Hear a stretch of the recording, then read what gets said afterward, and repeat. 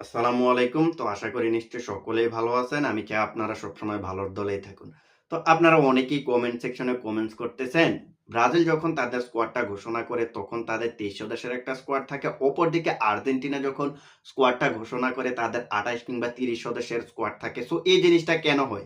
যেখানে ব্রাজিল ২৩ সদস্যের দল ঘোষণা করে ওইখানে কিভাবে আর্জেন্টিনা ২৮ সদস্যের দল ঘোষণা করতে পারে? ব্রাজিল কি পারে না যে ২৮ সদস্যের একটা দল ঘোষণা করতে? তো এই বিষয়টা আপনারা জানতে চেয়েছিলেন। তো আজকের এই ভিডিওতে আমরা ওই বিষয়টা নিয়ে কথা বলব। প্রথমত আপনাদের একটা কথা বলি, যখনই কোনো একটা টিম দল ঘোষণা করে সেটা ব্রাজিল হোক, সেটা আর্জেন্টিনা হোক, যখন তাদের দলটা কিংবা স্কোয়াডটা ঘোষণা করে, তখন কিন্তু দেখতে হবে যে স্কোয়াডটা ঘোষণা করেছে ওইটা কোন টুর্নামেন্টের জন্য। এটা কি ফিফার ইভেন্ট, নাকি ফ্রেন্ডলি ম্যাচ, নাকি এটা কোপা আমেরিকার জন্য। তো এইখানে ৩ টা আলাদা, আলাদা জিনিস কিন্তু আমাদেরকে দেখতে হবে। কোপা আমেরিকার জন্য একরকম স্কোয়াড হইতে পারে। তারপর হচ্ছে আপনার ফিফার জন্য আরেক রকম স্কোয়াড, ফ্রেন্ডলি ম্যাচের জন্য আরেক রকম স্কোয়াড হইতে পারে। সো এখন আমরা ফিফার দিকে আসি। ফিফার নিয়ম অনুযায়ী যদি ফিফার কোনো ইভেন্ট আপনি খেলতে যান, সেটা হতে পারে বিশ্বকাপ বাছাই পর্বের ম্যাচ, সেটা হতে পারে ফিফার বিশ্বকাপ। সো এই ফিফার ইভেন্টে আপনাকে ২৩ সদস্যের স্কোয়াড রাখতে হবে। এর বাইরে কিন্তু আপনি রাখতে পারবেন না।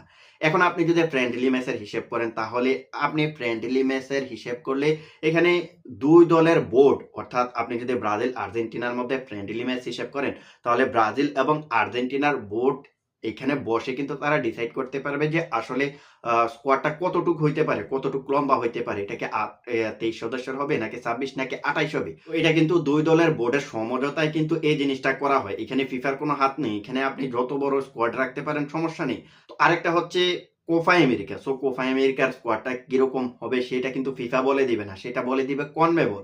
ল্যাতিন অঞ্চলের যে ফুটবল সংস্থা রয়েছে তারা বলে দিবে। তারা কি ২৩ জনের রাখতে চায়, নাকি ২৬ জনের রাখতে চায়। তারা যদি ২৩ জনের অনুমতি দেয় ২৩ জন রাখতে হবে। তারা যদি ২৬ জনের অনুমতি দেয় ২৬ জন, ৩০ এর অনুমতি দিলে ৩০ জন রাখতে পারবেন।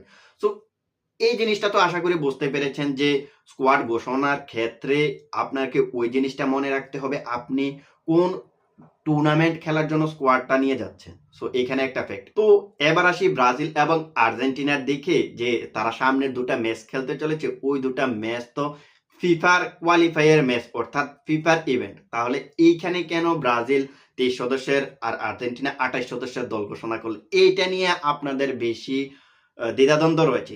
এখন আপনাদের একটা কথা বলি, দেখুন আর্জেন্টিনা ২৮ সদস্যের দল ঘোষণা করেছে, ঠিক আছে। কিন্তু তারা যখন ম্যাচ খেলতে যাবে, ওই ম্যাচের আগে তাদের স্কোয়াডটা আপনি দেখবেন যে ২৩ সদস্যের।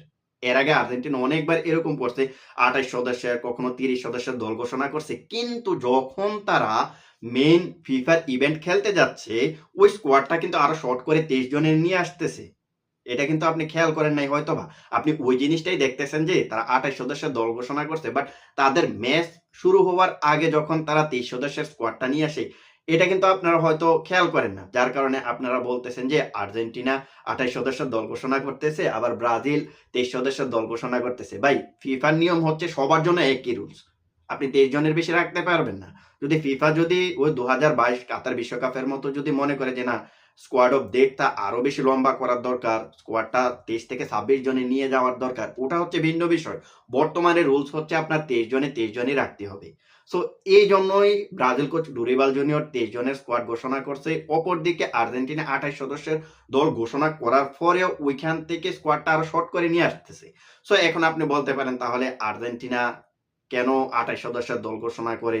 এটার রিজন হচ্ছে, দেখুন তাদের পাইপলাইনে কিন্তু বেশ ইয়াং ট্যালেন্টেড ফুটবলার রয়েছে। সো ওই ফুটবলার গুলাকে আপনার ট্রেনিং গ্রাউন্ডে নিয়ে আসে, ট্রেনিং গ্রাউন্ডে নিয়ে এসে তাদেরকে ২০২৬ বিশ্বকাপের জন্য প্রস্তুত করার জন্য একটা ট্রাই করতেছে আর্জেন্টিনার coach Lionel Scaloni.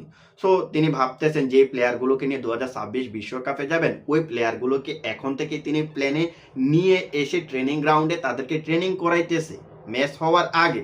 So match যখন শুরু হয় তখন তার স্কোয়াডটা আরো ছোট করে দেয়। সো মানে এটা থেকে তিনি যে জিনিসটা বোঝাইতে চাইতেছেন সেটা হচ্ছে তার যে গেম প্ল্যানটা রয়েছে, তিনি যে প্লেয়ার গুলোকে ২০২৬ বিশ্বকাপে নিয়ে যেতে চান, ওই প্লেয়ার গুলোকে এখনই তিনি চোখে, চোখে রাখতেছেন, তাদেরকে অগ্রিম একটা সংকেত দিয়ে রাখতেছেন যে হ্যাঁ, তোমরা আমার রাডারে রয়েছো। তোমরা যদি এখন থেকে প্রতিনিয়ত ভালো করতে পারো তাহলে তোমরা ২০২৬ বিশ্বকাপের বিবেচনায় থাকবে। যার কারণে এখন তাদেরকে ট্রেনিং গ্রাউন্ডে নিয়ে আসতেছে। ট্রেনিং গ্রাউন্ডে নিয়ে এসে কিন্তু তাদেরকে প্রস্তুত করতেছে। সো এইখান থেকে ২৮ জনের মধ্যে যে প্লেয়ার গুলো আরো ভালো করবে তাদেরকে ২৩ জনের স্কোয়াডে নিয়ে আসবে। বেসিক্যালি এটাই কিন্তু হচ্ছে মূল কাহিনীটা। এখন ব্রাজিল কোচ ডুরিবাল জুনিয়র এটা করলে করতে পারে বাট তিনি করতেছে না। এটা কেন করতেছে না তিনিই ভালো জানেন।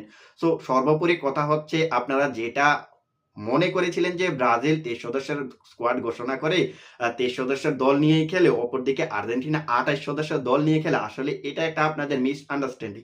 আপনাদের নিজেদের মধ্যে একটা ভুল বোঝাবুঝি আরকি। সো আশা করি আপনারা যারা প্রশ্ন করেছিলেন ব্রাজিল কেন ২৩ জনের স্কোয়াড ঘোষণা করে, আর্জেন্টিনা কেন ২৮ সদস্যের স্কোয়াড ঘোষণা করে, সেই বিষয়টা আশা করি ক্লিয়ার হয়েছেন। তো আজকের ভিডিওটা এখানেই শেষ করব। দেখা হবে অন্য কোনো এক ভিডিওতে। সে পর্যন্ত ভালো থাকবেন। আল্লাহ হাফেজ।